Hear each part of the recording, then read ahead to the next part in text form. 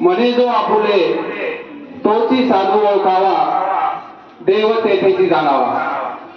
त्या उक्तीप्रमाणे खऱ्या अर्थानं आपल्या सर्वांचे आदर्श शिक्षण मंत्री डॉक्टर बापूजी साळुंखे, त्यांना आयुष्यभर मोलाची साथ देणाऱ्या संस्था माता सुशीलादेवी साळुंखे व ज्या महामानवांच्या नावाने आपली संस्था चालते ते श्री स्वामी विवेकानंद युवकांचे आदर्श.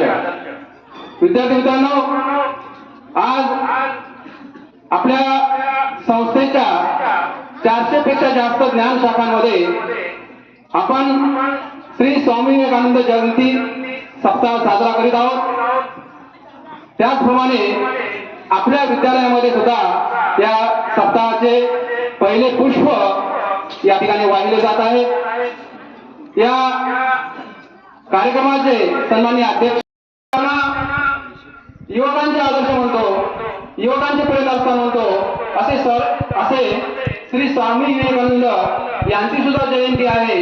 या दोन्ही महामानवांच्या जयंतीनिमित्त सर्वप्रथम आपल्या सर्वांना जयंतीच्या लाख लाख शुभेच्छा देतो. मित्रांनो, आयोजकांनी मला या ठिकाणी श्री स्वामी विवेकानंद यांच्या जीवन चरित्रावर विचार मांडण्याची परवानगी दिली आहे. आपण सर्वजण जाणता कशा पद्धतीनं शिक्षण महर्षी डॉक्टर बापूजी साळुंखे यांनी आपल्या संस्थेला श्री स्वामी विवेकानंद यांचं नाव दिलेलं आहे.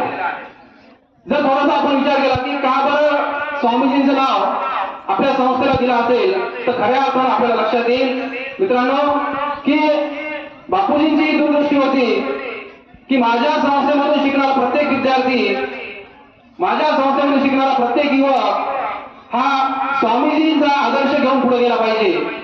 आणि म्हणून स्वामीजींसारखं त्याचं चरित्र असलं पाहिजे, स्वामीजींसारखा तो सुसंस्कारी असला पाहिजे, हा विचार बापूजींच्या मनात होता.